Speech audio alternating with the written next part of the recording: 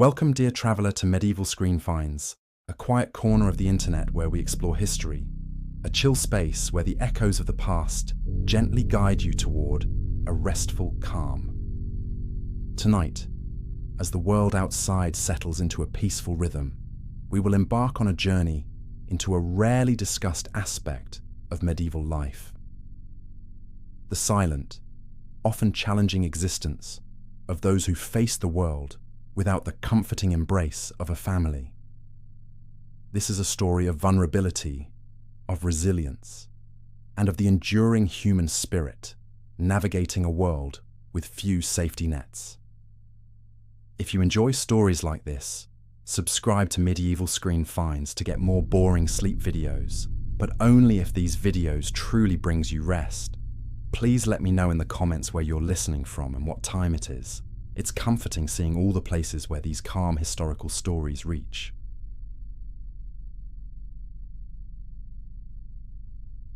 Imagine, if you will, the bustling, vibrant tapestry of a medieval village or town. The rhythmic clatter of the weaver's loom, the earthy scent of wood smoke mingling with the distant lowing of cattle, the chatter of voices drifting on the breeze. Within this intricate web of life, the family unit was the foundational pillar, the primary source of security, sustenance, and identity.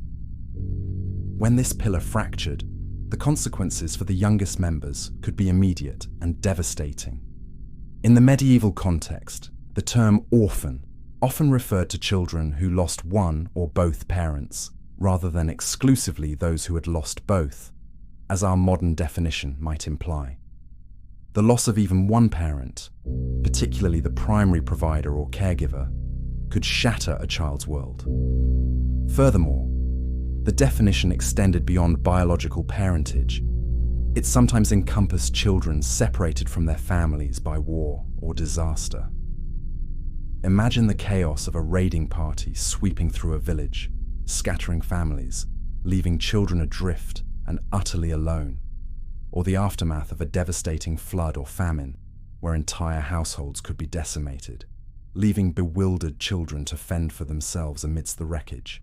These were not abstract concepts, but stark, lived realities that created a continuous stream of vulnerable young lives cast adrift in a world with limited compassion for the solitary individual. The sudden absence of a familiar face, a guiding hand, could transform a child's world from one of relative security into a terrifying abyss of uncertainty and fear. Consider, too, the prevailing understanding of childhood in this distant era. Medieval society possessed a very limited concept of childhood as a distinct phase of life, characterized by innocence and protected development. Children, particularly after the very earliest years of infancy, were often viewed as miniature adults, expected to contribute to the household economy as soon as they were physically able.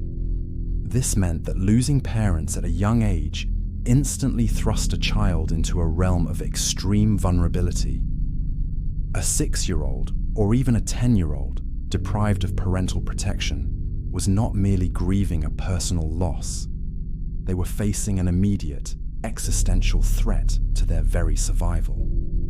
Their ability to secure food, to find shelter, to protect themselves from the elements or from exploitation was profoundly compromised.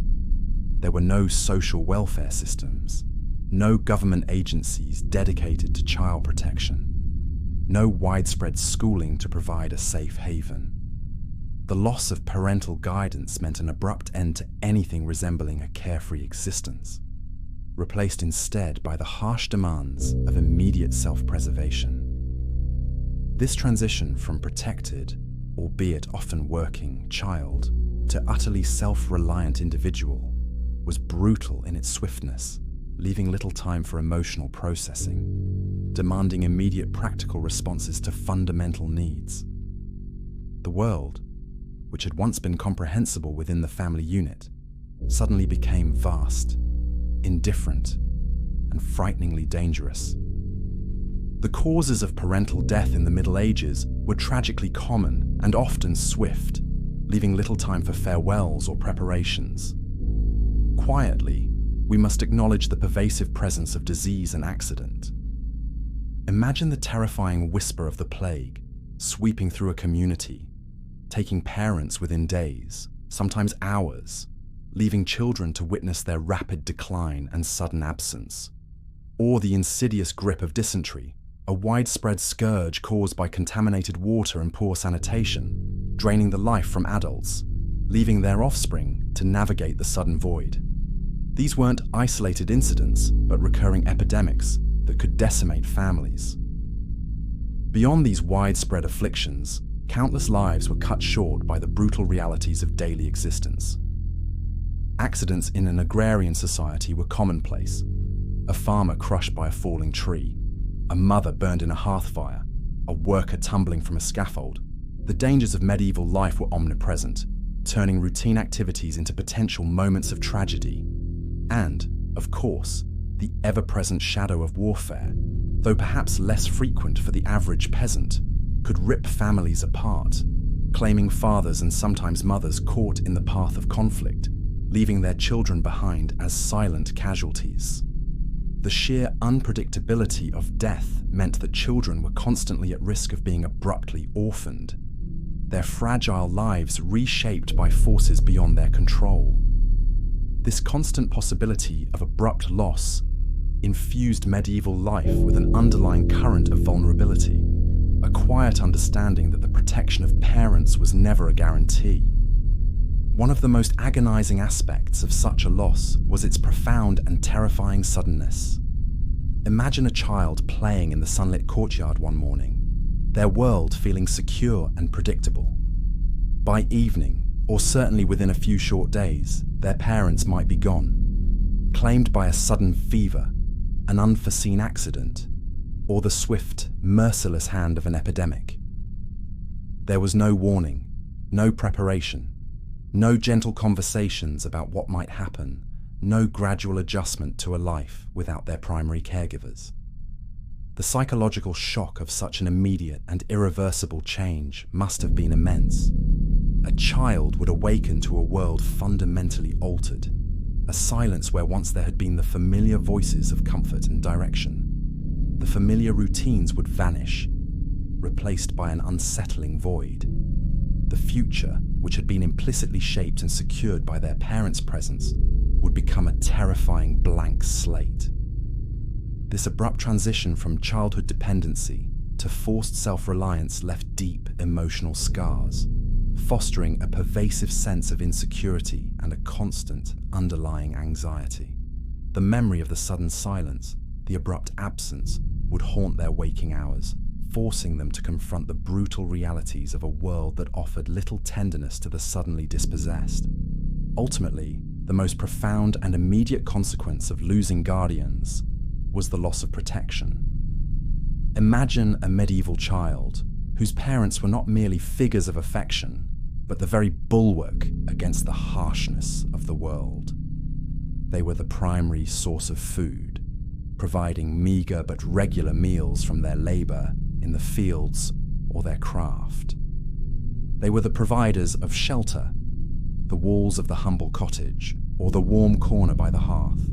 And crucially, they were the source of security, a shield against the dangers of a society with limited law enforcement and pervasive social inequalities.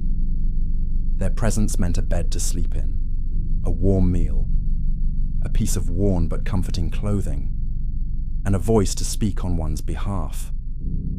When they vanished, these fundamental pillars crumbled, leaving a stark void. A child without parents was a child without advocates, without a voice, profoundly susceptible to hunger, exposure, and exploitation. They became easy targets for those who might prey on the vulnerable, or simply ignored by a community already struggling to sustain itself. The sense of being utterly alone, of having no one to turn to for the most basic necessities, must have been overwhelming. The warmth of the family hearth, the rhythm of shared meals, the reassuring presence of a parent's hand, all gone, replaced by the gnawing ache of hunger, the chill of an exposed night, and the terrifying realization of one's own insignificance in a world that demanded self-sufficiency, often from those least equipped to provide it. This profound absence of protection forced children to grow up far too quickly, to learn the harsh lessons of survival through bitter experience, often carrying the burden of loss for the rest of their lives.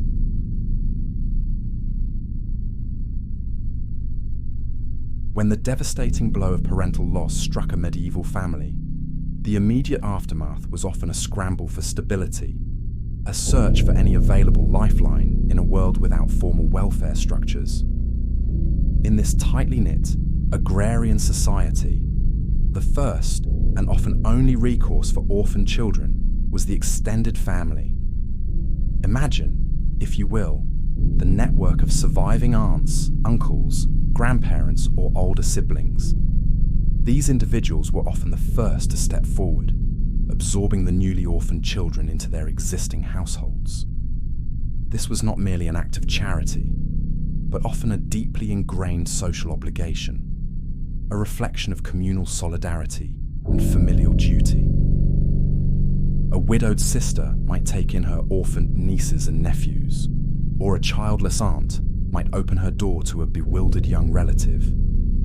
The expectation was that family would provide, that blood ties would bind, offering a modicum of stability in the face of profound upheaval. Consider the intricate relationships within these large, often multi-generational households. The orphaned child, once central to their own small family unit, would now become an addition to an already established rhythm. They might share a bed with cousins, eat at a table where their portion was carefully measured, and contribute to the daily chores alongside their new guardians. This absorption into the extended family was the most common and often the most compassionate outcome for a medieval orphan, offering a semblance of normalcy and emotional continuity. It provided a roof over their head, a consistent, if meager, supply of food, and the protective oversight of adult relatives. This initial embrace, however, was not without its own set of significant challenges and inherent limitations, often stretching the generosity and resources of even the most well-meaning kin. The quiet expectation was that every available hand would contribute, and an orphaned child, however young, would soon find themselves performing tasks commensurate with their physical capabilities, becoming part of the working fabric of their new, often already struggling, household. While the extended family provided the first line of defense, taking on an orphan was, more often than not, a significant financial strain on already struggling families. Imagine a peasant household, perhaps with several children of their own, subsisting on the precarious yields of their small plot of land. Every mouth to feed, every body to clothe, represented an additional burden. The arrival of 1, 2, or even more orphan children could tip the delicate balance between subsistence and destitution. Food, already scarce, would need to be stretched further. A meager loaf of bread would be divided into smaller portions. The family's limited store of dried meat or cheese would deplete faster. This quiet, constant struggle against hunger was a pervasive reality in medieval Europe, and the addition of extra mouths could intensify this gnawing anxiety to an almost unbearable degree. Beyond food, there was the challenge of clothing. Medieval garments were often homespun, mended repeatedly, and passed down through generations. Finding enough fabric for new tunics or shoes for an unexpected addition was a considerable expense or a significant demand on the family's labor. Shelter, too, was finite. A small cottage, designed for a nuclear family, would become even more cramped with extra bodies, pushing the boundaries of personal space and comfort. The quiet conversations in the evenings, by the flickering light of the fire, would often revolve around these pressing concerns, the silent calculations of how to make ends meet, how to stretch insufficient resources just a little further.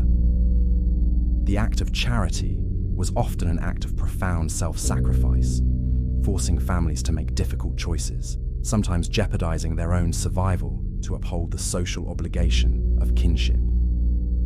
The weight of this added burden, though born out of love and duty, was a heavy cloak that settled over the entire household, creating a pervasive undercurrent of anxiety, especially in times of scarcity or poor harvest.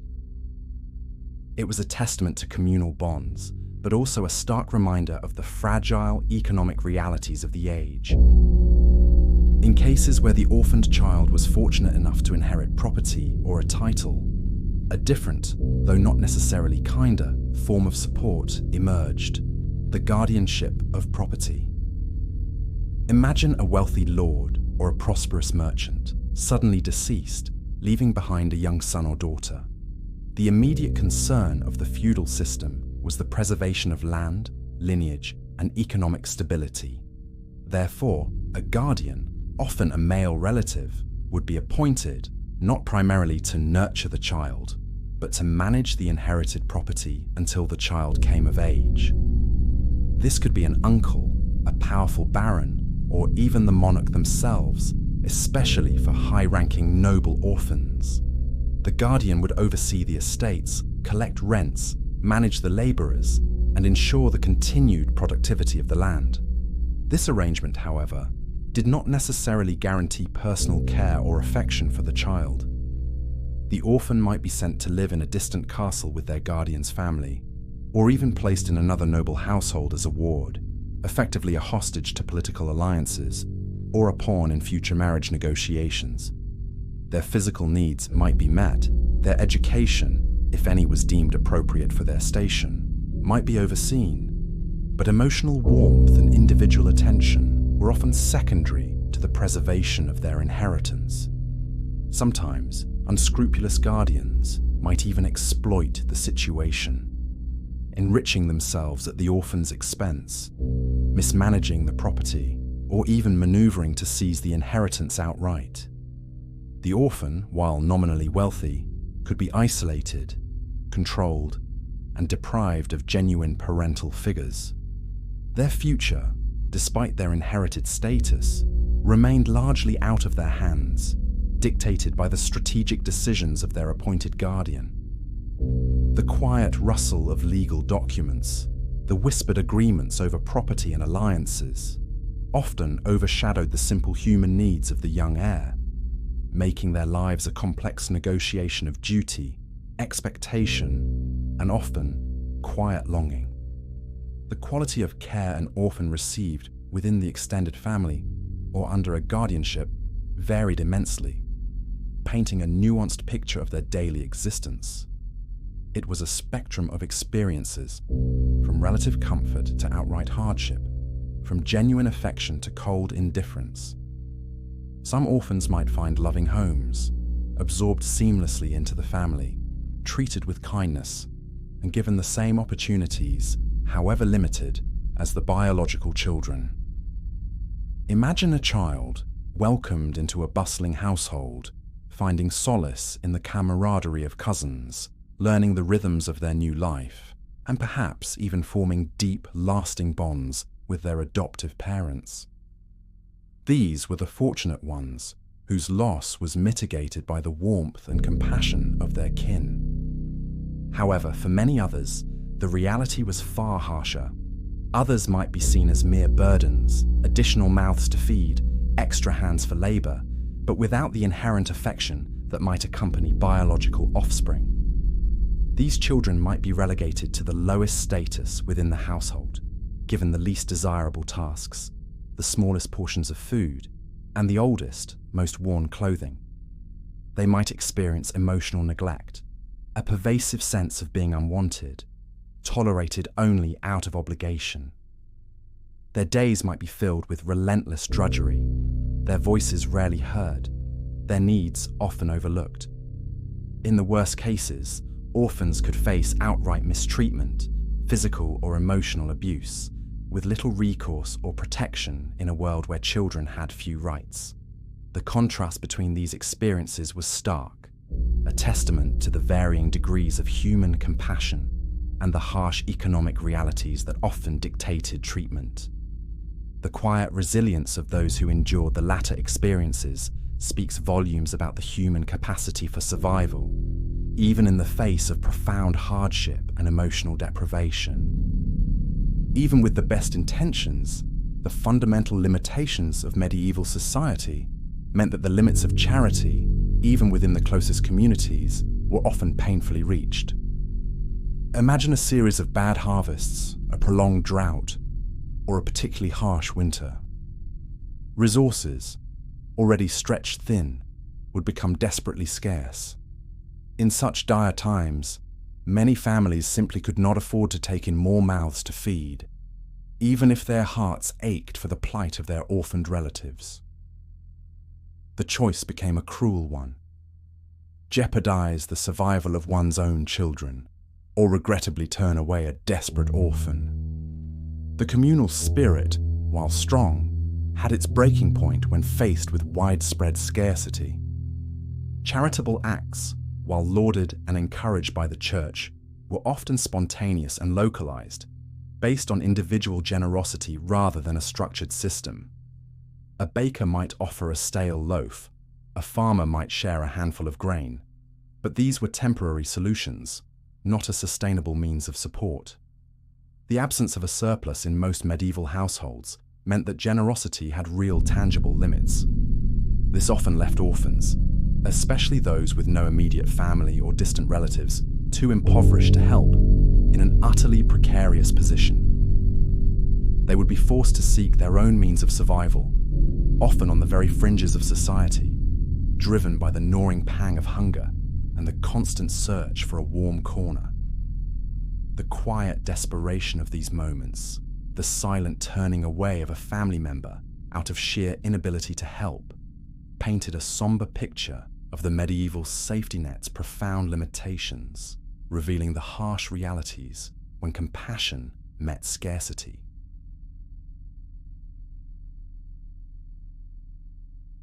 For the medieval orphan, stripped of the protective shield of parental care and often beyond the strained capacity of extended family, life often descended into a relentless, exhausting struggle for the most fundamental necessities. The immediate and most pervasive challenge was the constant, insidious pang of food scarcity. Imagine, if you will, the daily, gnawing sensation of hunger, a constant companion that rarely, if ever, truly receded. For a child whose growing body urgently required nourishment, this lack was not merely uncomfortable, it was profoundly debilitating. Their diet, when they could secure any food at all, would be haphazard and meager, often consisting of whatever scraps could be found. Perhaps a discarded crust of bread, a handful of wild berries, or a stray root dug from the earth. There would be no consistent meals, no guarantee of sustenance from one day to the next. This persistent undernourishment led inevitably to malnutrition, a silent affliction that weakened their bodies from within. Their bones might be brittle, their muscles underdeveloped, their energy levels constantly low. Chronic hunger would dull their senses, slow their movements, and cloud their thoughts, making the already arduous task of survival even more difficult. Imagine the profound fatigue that would settle upon a child, making even simple tasks feel like monumental efforts.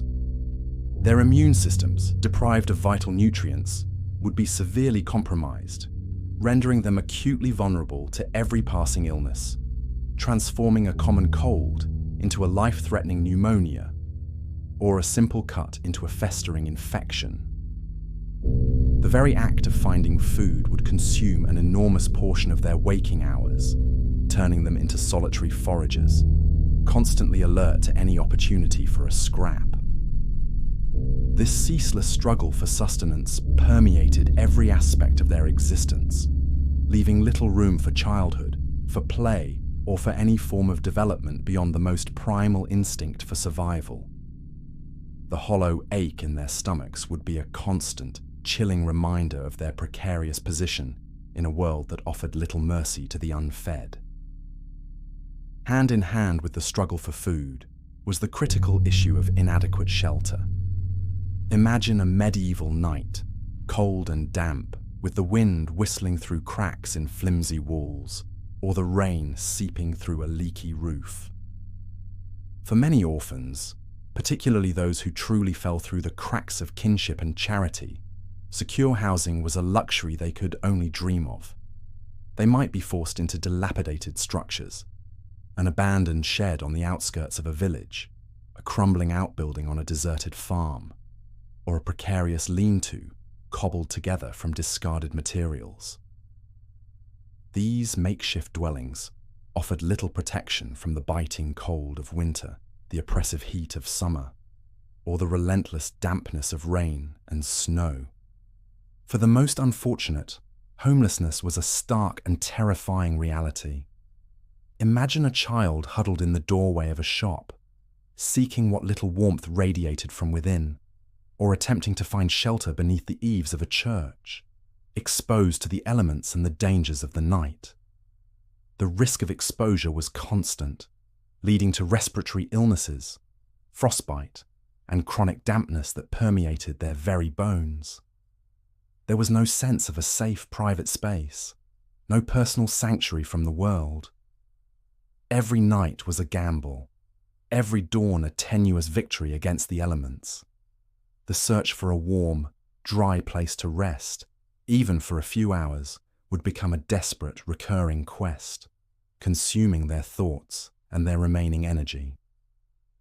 The pervasive chill, the dampness seeping into their meager clothing, the silent threat of exposure, these were the chilling realities of an existence without a hearth and home, leaving the orphan perpetually vulnerable to the caprice of the weather and the indifferent vastness of the medieval landscape.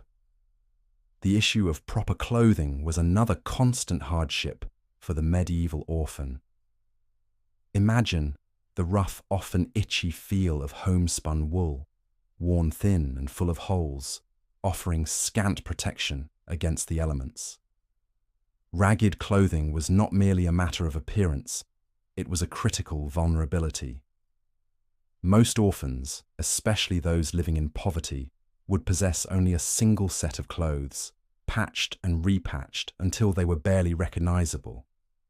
These garments, often ill-fitting and offering little protection from the elements, particularly during the harsh, unforgiving medieval winters, would be a source of constant discomfort. Exposed skin, chafing, and the relentless chill seeping into their bones would be a daily reality. Footwear was an even rarer commodity. Many orphans would walk barefoot even in cold weather, their feet cracked, chapped, and vulnerable to cuts and infections from the rough ground. The lack of proper insulation meant that hypothermia was a constant threat, slowly draining their body heat. Imagine trying to sleep on a cold, damp floor with only thin, torn garments for warmth, the cold seeping through every seam and tear. Beyond the physical discomfort, there was a quiet, insidious psychological impact. Ragged clothing was a visible mark of their destitution, setting them apart, often inviting scorn or neglect from those who saw their poverty as a sign of moral failing or divine disfavor. It underscored their vulnerability, their lack of status, and their profound disconnection from the more ordered, protected world of those with families and resources. The constant chill, the persistent dampness, the raw feeling of exposure would be a pervasive sensation, a physical manifestation of their precarious and unprotected existence. Perhaps one of the most terrifying realities for an orphaned child was the complete lack of healthcare when illness or injury struck. Imagine a child developing a fever, a racking cough, or a festering wound from a simple fall. In a world devoid of hospitals, antibiotics, or even a basic understanding of germ theory, these seemingly minor ailments could, and often did, escalate rapidly into life-threatening conditions. There were no doctors to call upon, no apothecaries to provide medicines tailored to their needs. Their only recourse might be the village wise woman, whose remedies were often based on superstition or rudimentary herbal lore, or the desperate prayers of a kind stranger A simple infection, easily treated with antibiotics today, could lead to sepsis, consuming the child's body with agonizing speed. A broken bone, if not set properly, could heal crookedly, causing lifelong disability and pain. A persistent cough could quickly become pneumonia, slowly stifling the child's breath. The quiet suffering of these children, battling illness alone, without the comfort of a parent's hand or the promise of effective treatment, is a somber thought. Their bodies, already weakened by malnutrition and exposure, had little resilience to fight off disease. Every ache, every cough, every cut was a potential death sentence. This complete absence of medical care meant that even the most common childhood illnesses became profound challenges, turning their already difficult lives into a constant battle against the invisible forces of sickness and injury, leaving them profoundly exposed to the whims of fate and the brutal realities of their own fragile physicality. This relentless and multifaceted struggle for the most basic necessities, food, shelter, clothing, and health, culminated in a pervasive cycle of want. Imagine a child whose every waking moment was consumed by the stark, immediate demands of survival. There was no time for leisure, no opportunity for learning, no space for the carefree exploration that defines a protected childhood.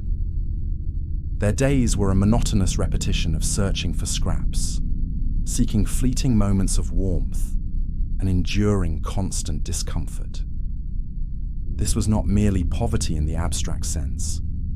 It was a profound, visceral state of deprivation that permeated every cell of their being. The constant gnawing hunger would dictate their actions, driving them to scrounge and beg. The persistent cold would shape their movements, forcing them to huddle for warmth. This constant struggle left little room for childhood or development in any meaningful sense. They were forced to mature rapidly, to learn the harsh lessons of self-preservation through raw experience. Emotional development might be stunted, trust difficult to form, and a pervasive sense of anxiety a constant companion. Their minds, instead of grappling with the simple joys of play or the excitement of discovery, were consumed by the basic calculations of survival. Where will my next meal come from? Where can I find shelter for the night? How can I avoid the cold? The future, if they dared to contemplate it, was simply more of the same struggle, an endless horizon of want. This cycle was incredibly difficult to break, as their weakened bodies and lack of education often trapped them in a perpetuation of their initial deprivation, marking their lives with the indelible scars of constant, unremitting need.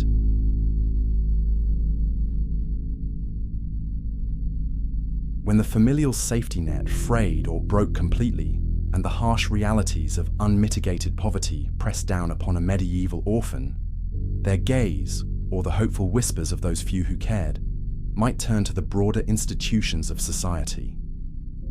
While not as structured or widespread as modern social welfare systems, the medieval world did possess nascent forms of charity, with the church at its heart, playing a crucial, albeit often limited, role.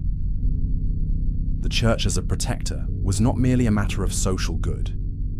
It was a deeply held theological imperative, rooted in biblical teachings and the moral dictates of Christian doctrine. Caring for the poor, the widowed, and the vulnerable, including orphans, was considered a profound act of piety, a pathway to spiritual salvation. Imagine the sermons preached from pulpits across the land, urging parishioners to give alms, to show compassion, and to extend a helping hand to those less fortunate. This moral framework meant that the church, in its various forms, saw itself as having a divine mandate to alleviate suffering. Parish priests might organize small, localized collections, distributing food or clothing to the needy within their flock. Bishops might allocate a portion of their revenues to support the poor. Monasteries and convents, with their vows of poverty and service, were often seen as beacons of charity within their immediate communities. This commitment, while genuinely felt by many, was fundamentally a moral and spiritual one, rather than a systematic administrative approach to social welfare. It relied heavily on individual generosity and the fluctuating resources of ecclesiastical institutions, meaning its reach was often limited and inconsistent.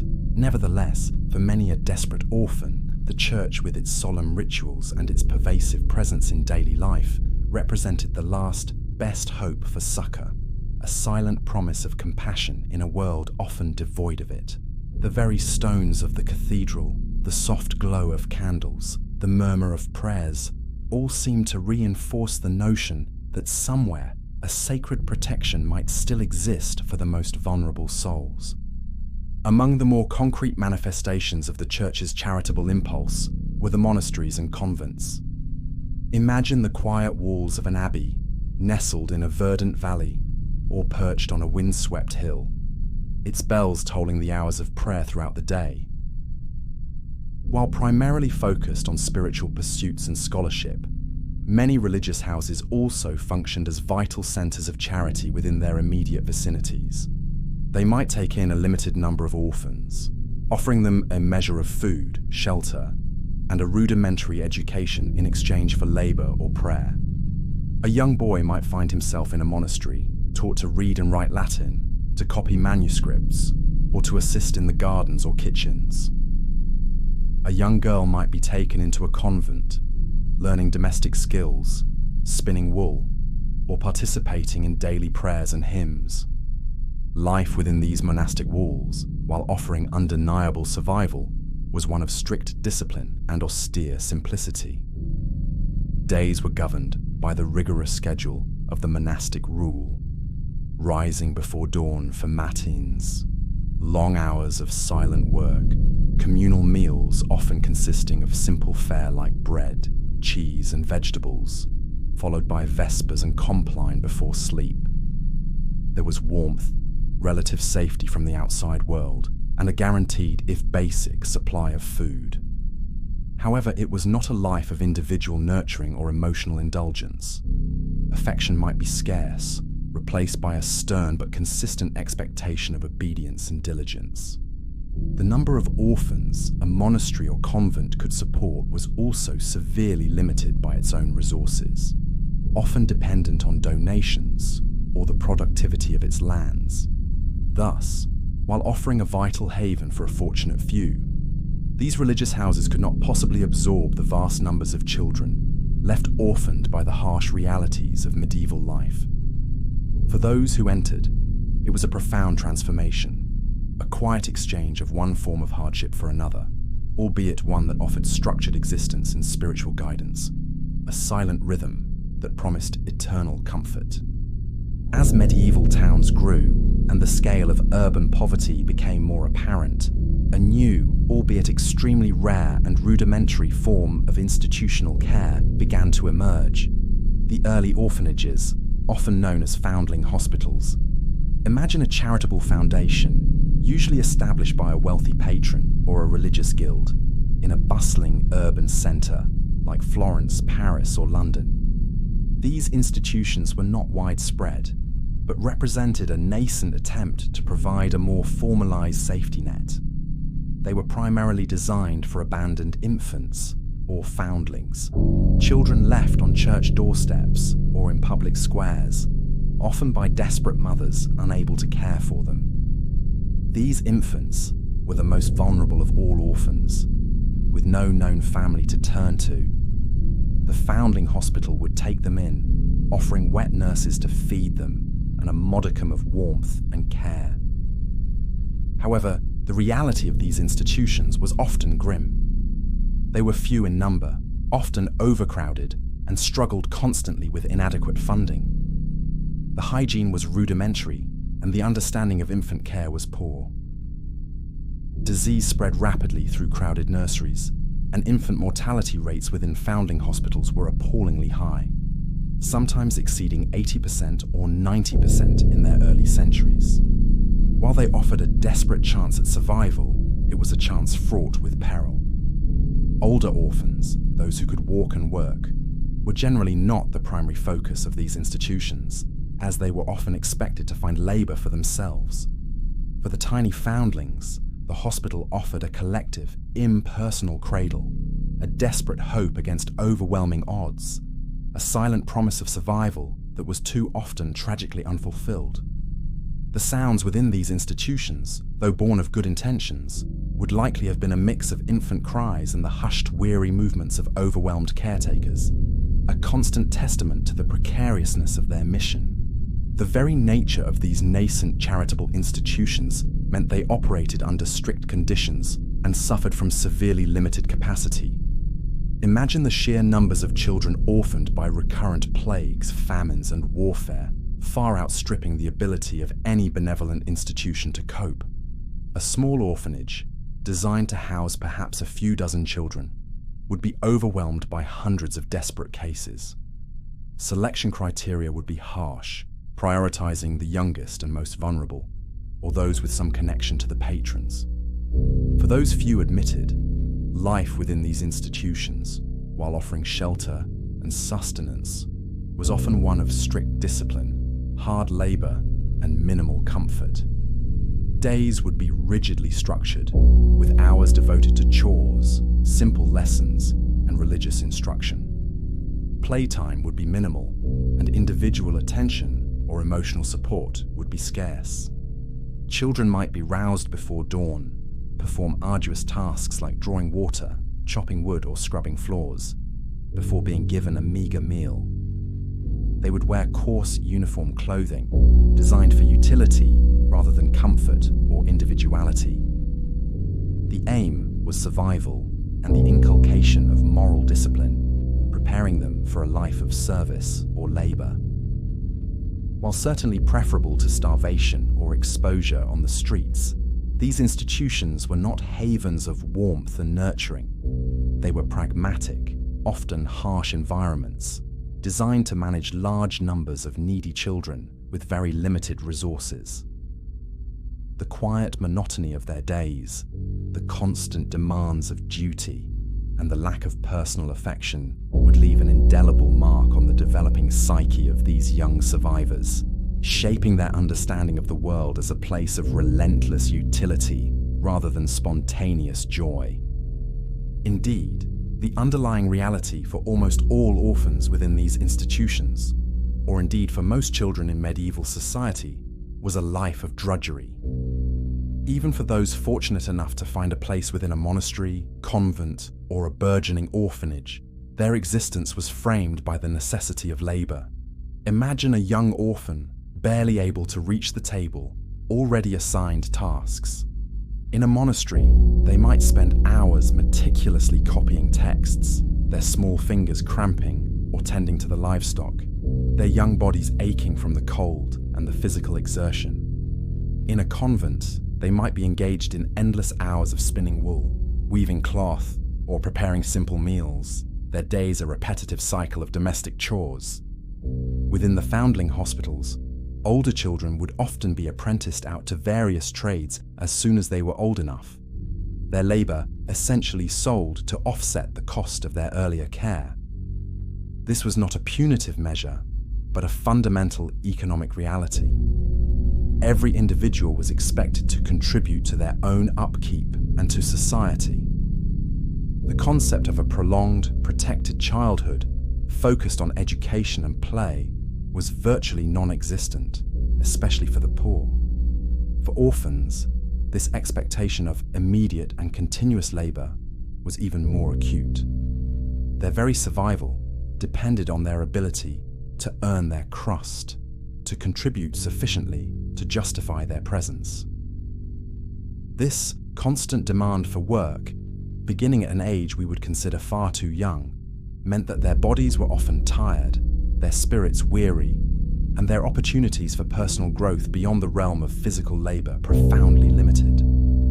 The rhythmic sounds of their work, the thud of the loom, the scrape of a hoe, the endless turning of a grindstone, became the quiet, insistent soundtrack to a life defined by necessity and relentless effort.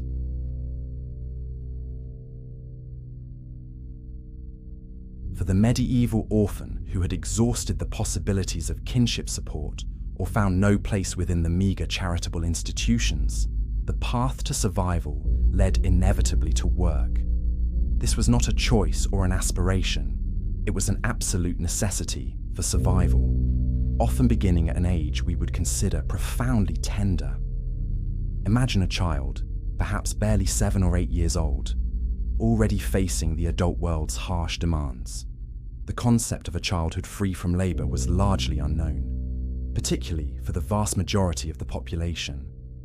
Children from all walks of life were expected to contribute to the household or farm from a very young age, learning skills from their parents and participating in daily tasks. For orphans, this expectation was magnified, becoming the singular driving force behind their existence. There was no social safety net to cushion their fall, no government support to sustain them while they grew. Their very next meal, their next night's shelter, depended entirely on their ability to perform labour to earn their keep. This immediate and inescapable demand for work meant that the orphan's body, still developing, was often subjected to arduous tasks that far exceeded its natural capacity. They learned quickly that effort directly correlated with survival, that a day of diligent work, however grueling, might secure a bowl of gruel or a place by the fire. The skills they acquired were not for personal enrichment or future ambition, but for the most basic, elemental purpose of staying alive. This relentless cycle of labour, born out of dire necessity, consumed their waking hours, leaving little room for education, for play, or for any of the experiences that we now associate with a protected childhood. It carved deep lines of fatigue on their young faces and imparted a premature gravity to their demeanour, making them seem older than their tender years, forever marked by the indelible truth that their survival was earned, moment by moment, through the ceaseless rhythm of their own tired hands. One of the most common paths for a medieval orphan seeking to survive was through farm labour.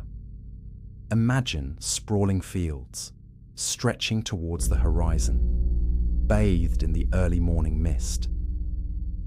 Here, even the smallest hands could find work, though it was often arduous and repetitive. Young boys might be tasked with scaring away birds from newly sown crops, a monotonous chore under the baking sun or in the biting wind. They would learn to lead oxen, to spread manure, or to gather stones from the fields. Girls might be assigned to weeding, meticulously pulling stubborn plants from rows of grain, or to gleaning, picking up stray stalks of wheat after the harvest, their backs aching from hours bent over the earth. They might also tend to animals, carefully leading sheep to pasture, collecting eggs from chicken coops, or milking cows, their small fingers struggling with the unfamiliar task. The work was physically demanding, often beginning at dawn and continuing until dusk, dictated by the relentless cycle of the seasons. There were no set hours, no breaks beyond what was absolutely necessary for sustenance. The pay for such labour was meagre, often just enough to secure a few meals, a rough place to sleep in a barn or outbuilding, and perhaps a worn tunic. It was a life deeply connected to the earth, to the rhythms of nature, but also one of constant physical exertion and vulnerability to the elements. Imagine the calloused hands, the sunburnt faces, the aching muscles, and the pervasive scent of damp earth and livestock that would cling to them. This was not a pathway to prosperity, but a raw, unvarnished existence where survival was a daily triumph won through sheer physical endurance.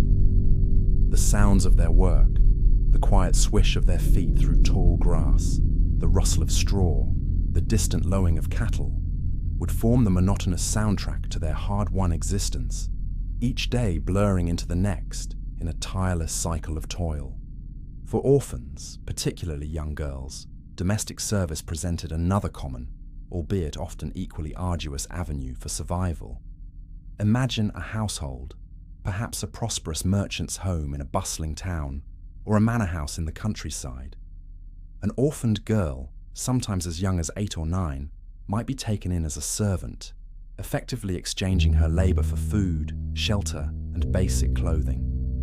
Her days would be a ceaseless round of chores: sweeping floors, scrubbing pots, fetching water from the well, tending the hearth, and washing clothes by hand. Her existence would revolve around the needs of the family she served, her own desires and comforts relegated to a distant, unattainable fantasy. She might sleep on a pallet in the kitchen or a cold attic room, waking before dawn to begin her duties and working until late into the evening. The work was often physically demanding, involving heavy lifting, repetitive motions, and constant vigilance to avoid the mistress's displeasure. Beyond the sheer physical toil, there was an emotional burden. She would be an outsider in the household, always aware of her dependent status, often treated as little more than a piece of property. Her meals would likely consist of leftovers, her clothing the worn-out discards of the family. The sounds of her work would be the quiet clatter of dishes, the swish of a broom, the creak of floorboards as she moved silently through the house. While it offered a roof and regular, if meager, sustenance, domestic service often meant a life of relentless drudgery, isolation, and constant submission to the will of others, with little opportunity for personal growth or social advancement. Her days were a quiet testament to the enduring human capacity to survive through endless servitude, a life defined by the continuous demands of another's household. For a select and more fortunate few, an apprenticeship might offer a rare chance to escape the cycle of unskilled labor and learn a valuable trade. Imagine a young boy, perhaps demonstrating an aptitude for working with wood or a keen eye for detail. He might be indentured to a master carpenter, a weaver, a blacksmith, or a baker, typically for a period of 7 years or more, usually until he reached his late teens or early 20s. In exchange for his labor, the master would provide food, lodging, and, crucially, instruction in his craft. This arrangement, while seemingly beneficial, was often informal and could be exploitative, akin to indentured servitude. The master was not always a benevolent figure. The apprentice's initial years would often be spent on menial tasks, sweeping the workshop, fetching materials, stoking the fire, or running errands. Only gradually, if at all, would he be taught the finer points of the trade. Beatings for perceived laziness or incompetence were common, and hours were long. His clothing would be simple, his food basic. The quality of his training depended entirely on the master's temperament and skill, and there was little recourse if the master proved to be neglectful or abusive. While the promise of eventually becoming a journeyman, and perhaps one day a master craftsman himself, offered a glimmer of hope, the path to that future was arduous and uncertain. Many apprentices never completed their full term, running away due to mistreatment or the sheer difficulty of the work. For those who persevered, however, an apprenticeship represented the single best chance for an orphan to gain a skill, to climb a rung on the social ladder, and to secure a more stable future beyond mere subsistence. The clang of the hammer, the rhythmic scrape of a plane, the pungent scent of leather or flour. These sensory details would define the rigorous education of an apprentice, each sound a step towards a fragile independence. This relentless drive for survival through labor, coupled with their inherent lack of protection, left medieval orphans profoundly vulnerable to exploitation. Imagine a child, desperate for food, willing to perform any task for a meager reward. This desperation made them easy targets for unscrupulous individuals. They could be overworked, forced to toil for excessively long hours with insufficient food or rest. Their youth and lack of knowledge meant they might be tricked into unfair agreements, or simply denied the promised wages for their labor. There was little recourse or protection for them in a society where justice was often administered by local lords or wealthy patrons who had little interest in the plight of a landless, parentless child. Abuse, both physical and emotional, was a constant threat. Without parents to advocate for them, Without the social standing to command respect, orphans were often at the bottom of the social hierarchy, their voices unheard, their suffering unseen. They might be beaten for minor infractions, verbally abused, or subjected to cruel whims without fear of reprisal. The medieval world lacked robust legal frameworks for child protection, and public compassion, while sometimes present, was often overwhelmed by the sheer scale of poverty and hardship. This meant that the orphan's life was a precarious tightrope walk, constantly navigating the potential for exploitation, always at the mercy of others' intentions. The quiet fear, the constant vigilance, the learned meekness.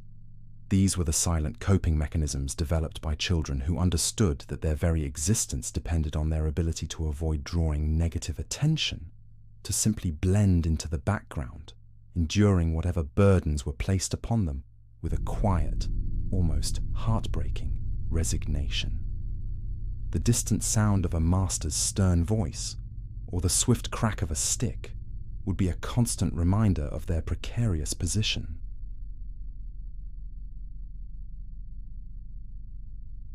As the medieval orphan navigated the treacherous currents of their early life, enduring profound loss, economic hardship, and often relentless labor, these experiences invariably left indelible marks. Beyond the physical tolls of deprivation, there were deep, pervasive impacts on their identity and their prospects for the future. For many, being an orphan carried with it a subtle, yet persistent, stigmatized identity. Imagine a child, always slightly set apart, not quite belonging fully to any one family or household. While compassion might exist, there was often an unspoken societal perception, sometimes rooted in superstition, or a simplified understanding of divine favor, that a child without parents was somehow marked by misfortune, or even in darker interpretations, that their orphan status was a sign of divine disfavor, a punishment for unseen transgressions. This social stigma might manifest in subtle ways: a hesitant glance, a quieter tone when speaking to them, a reluctance to fully embrace them into a community. They might be the last chosen for tasks, the first blamed for minor mishaps, or simply overlooked in social gatherings. This perception could lead to a pervasive sense of being an outsider, a quiet feeling of otherness that clung to them regardless of their efforts. It limited their opportunities for genuine connection and made it harder to form trusting relationships. This internal sense of being less than, of carrying a burden beyond their control, could shape their self-perception and their interactions with the world, fostering a quiet defensiveness or a deep-seated insecurity. The whispers in the village, the knowing glances, or the subtle exclusions all contributed to this pervasive sense of being an orphan, a state that was often viewed not merely as a misfortune, but as an inherent part of their very being. A defining characteristic of the medieval orphan's life, inextricably linked to their struggle for survival, was the profound lack of education. Imagine a child, from a very young age, consumed by the need to find food or earn their keep. There was simply no time, no opportunity, and often no perceived need for formal schooling. For the vast majority of the population, literacy was rare, and for orphans, it was an almost unheard of luxury. Their days were filled with physical labor, tending fields, scrubbing floors, or learning a rudimentary craft, not with the quiet absorption of letters or numbers. They learned through doing, through observation, through the harsh lessons of immediate necessity. This absence of formal education severely limited their opportunities for social mobility. Without the ability to read, to write, or to engage with the more complex aspects of commerce or governance, their pathways were restricted to the most basic forms of labor. A literate individual, even a scribe or a low-level clerk, possessed a degree of social standing and economic opportunity far beyond the reach of the uneducated orphan. their world remained largely confined to the physical sphere, to the rhythm of their hands and the demands of their bodies. The quiet longing some might have felt for knowledge, for the mysteries contained within a written word, would likely go unfulfilled, replaced by the more pressing demands of an empty stomach or a cold night. The silent weight of illiteracy, a barrier to advancement and a symbol of their marginalized status, was another deep scar left by their early circumstances, ensuring that their future horizons remained tragically narrow, constrained by the very skills they were denied. The experience of early loss, instability, and pervasive hardship left a profound and lasting psychological impact on medieval orphans. Imagine a child whose most fundamental need for security was shattered at a tender age. This profound rupture could foster a deep-seated fear of abandonment, a constant anxiety about the unpredictability of life. They might develop a pervasive sense of loneliness, a quiet ache for the parental warmth and unconditional love they were denied.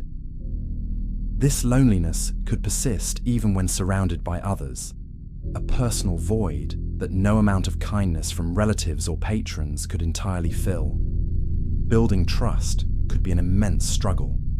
Having experienced the sudden disappearance of their most trusted figures, they might view the world with a cautious skepticism, always on guard, always anticipating the next loss or betrayal. They might struggle to form deep emotional bonds, protecting themselves from future hurt by keeping others at a distance. The trauma of their early life could manifest in various ways: a quiet reserve, a hypervigilance, an intense self-reliance that bordered on isolation. They might carry a lifelong burden of unspoken grief, a quiet sorrow for the childhood that was stolen from them. This enduring psychological weight, though invisible, was as real and debilitating as any physical scar, shaping their personalities, their relationships, and their perceptions of the world long after their physical survival was secured. The memory of cold nights, empty stomachs, and absent faces would echo quietly in the recesses of their minds, a constant reminder of the profound cost of their beginnings. For medieval orphans, the prospect of future stability, particularly through marriage, was often fraught with significant difficulties. Marriage prospects were deeply intertwined with economic status, family connections, and the availability of resources like land or dowry. Imagine a young woman, an orphan, without the protective presence of a family to negotiate on her behalf. Her lack of a dowry, a critical financial contribution from the bride's family to the marriage, would make her a significantly less attractive prospect. A dowry was not just money, it was a symbol of the family's standing and a crucial economic asset for the new couple. Without it, an orphan girl faced immense challenges in finding a suitable husband, often relegated to marrying someone of even lower status or remaining unmarried and vulnerable. For an orphaned boy, the absence of property or significant family connections similarly hampered his ability to establish himself. Land was the primary source of wealth and status, and without inherited land or powerful relatives to intercede on his behalf, his options were severely limited. He might struggle to find a wife from a respectable family, as he brought little to the union beyond his own labor. Marriage, often a strategic alliance in medieval society, became a difficult aspiration for those who lacked the fundamental building blocks of property and familial networks. The quiet despair of being overlooked, of struggling to form the very bonds that underpinned medieval society, added another layer of hardship to the orphan's already challenging existence, making the pursuit of a stable, secure future a daunting and often unattainable dream. Yet, despite the formidable array of challenges, the pervasive poverty, the social stigma, and the profound psychological scars, it is crucial to conclude our contemplation by acknowledging the incredible resilience of the human spirit. Imagine the quiet dignity of these medieval orphans who, against overwhelming odds, found ways not merely to survive, but sometimes even to carve out lives of purpose and meaning. Their existence was a testament to an innate, often unspoken, inner strength that enabled them to navigate a world that offered little tenderness. They learned to be resourceful, to be adaptable, to find moments of quiet joy amidst pervasive hardship. They developed a profound capacity for endurance, a stoic acceptance of suffering, and a determination to persist in the face of relentless adversity. The children who lived through these trials, who found a way to earn their crust, to form connections, however fragile, and to eventually establish their own families, are a powerful symbol of humanity's ability to persevere.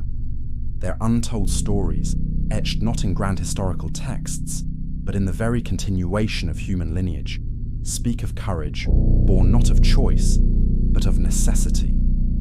They represent the quiet dignity of those who persevered against overwhelming odds, finding strength in the simple act of putting one foot in front of the other, day after arduous day. Their resilience is a quiet echo through the centuries, reminding us that even in the bleakest circumstances, the spark of human will and the quiet determination to live can endure.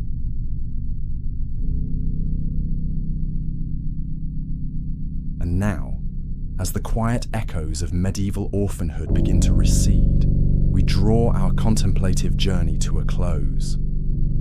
We have walked softly through a past filled with profound vulnerabilities, limited safety nets, and the relentless daily struggle for mere survival.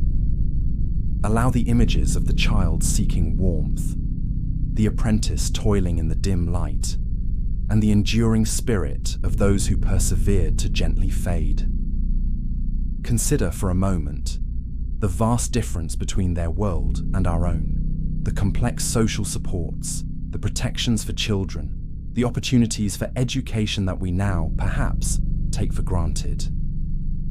This quiet reflection is not meant to sadden, but to foster a deeper appreciation for the evolution of human society, for the compassion we have learned to extend, and for the profound comfort of our present peace.